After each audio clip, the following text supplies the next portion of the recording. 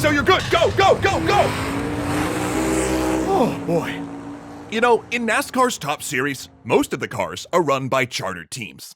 Each team can field multiple cars during the race and share resources like mechanics. Owners of these organizations have a wide degree of latitude, giving them the freedom to do things like hire and fire staff, interface with sponsors, and choose how to fund and organize their team. Though all this power does come at a price: personal accountability. If an owner or one of their team members breaks league guidelines, then the league can directly punish the owners with penalties up to and including forcing them to sell their charter and exit the league.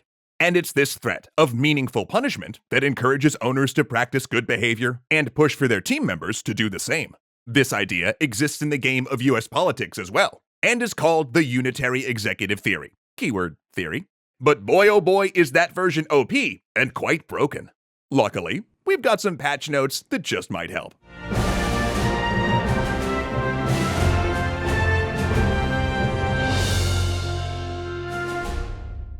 Here's a fun and scary fact. Did you know that many of the powers of the three branches of the United States government are defined by constitutional interpretation rather than strict verbiage? Oh yeah! The Unitary Executive Theory, one such interpretation, states that the president has unlimited control over the executive branch. And while the legislative branch has some input as to who serves in the executive branch, along with some monitoring responsibilities, and some of the structure of the executive branch is set by law, the idea that the president may, at will, wield the entire power of the executive branch is widely accepted. This makes the president not unlike a NASCAR team owner. They have the freedom to make important quick decisions, like firing a department head or mobilizing the military, but they're ultimately responsible if they break or allow others to break the rules. So why does this system work pretty well for NASCAR, but not so well for our government? Great question. For this to work, you really need two things. 1, a body that has the power to investigate violations, and 2, the ability to effectively and appropriately punish said violations in a timely manner.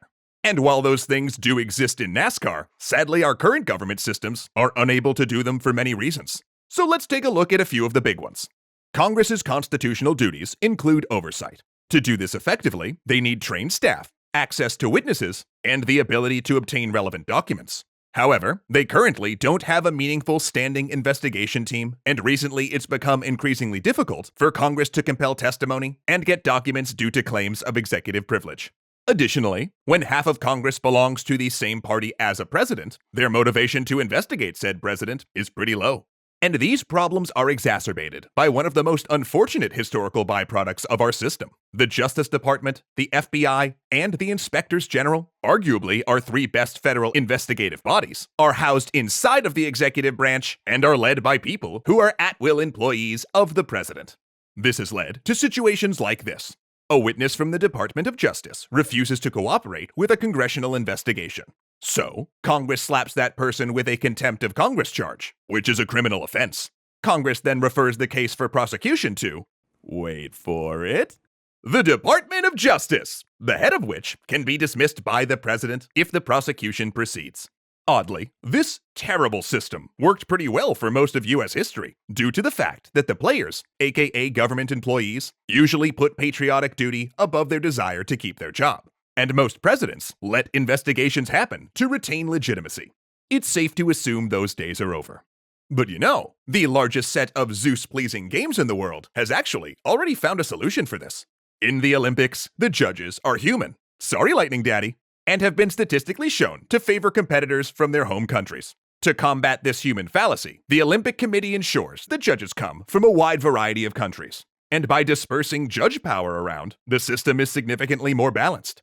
We could utilize the same concept for our government by moving one of the nation's investigative bodies out of the executive branch. For instance, we could reassign the Inspectors General to Congress and give an independent committee the task of approving their senior positions. The IGs could then go about their job of investigating whistleblower complaints and congressional investigations with no fear of retaliation from executive branch bosses. And this could even be backed up by giving them stronger subpoena power that situationally could supersede executive privilege. Now that we're a little closer to that gold medal in patching politics, let's jump to our next big issue.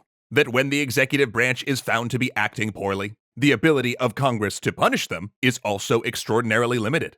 Currently, when Congress catches a president abusing the power of their office, they literally only have one option: Impeachment.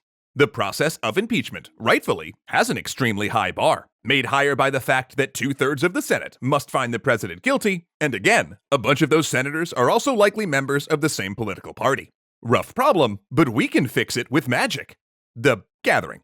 In a magic tournament, if a judge catches a player cheating, they can institute any number of penalties, ranging from a warning, to a game loss, to kicking the player out of the tournament completely. The judge's toolbox of punishments covers a wide range of bad behavior, as opposed to only having one giant banhammer to solve every issue with. So what if we gave the courts and Congress a similar toolbox?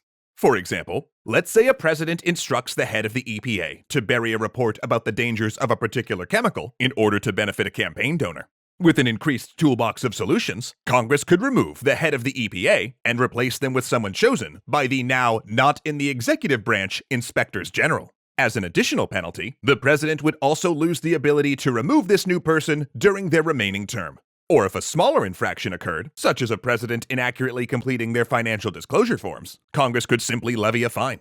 Because as we've seen, if the only punishment available is the nuclear option of impeachment, most members of Congress will vote down party lines no matter what. But if there were varying sizes of possible punishments, we could see more members of a president's own party help to rein in illegal and unconstitutional behavior without damaging the party as a whole, essentially taking some of the power of their individual positions back. But there's one more huge, extremely obvious exploit in our system that needs fixing. One derived from God-granted kingly powers: the pardon. This power is a holdover from the British monarchy, and it grants the president the power to remove any punishment from any person who violates federal law. Heck, one famous pardon even covered crimes that might have been committed. Modern presidents have enjoyed using this power more and more, not to necessarily right great wrongs or show mercy, but to reward political loyalty by pardoning loyalists' criminal behavior. George H. Bush's pardon of several Iran-Contra figures and Clinton's notorious pardon of fugitive fundraiser Mark Rich are just a few recent examples. And as you can imagine, this just breaks everything. Because why would anyone playing the game of politics ever follow any of the game's other rules when simply staying loyal to just one person drops you unlimited get-out-of-jail-free cards? Yeah, they wouldn't. But not to worry, we can tackle this problem head-on by looking to American football.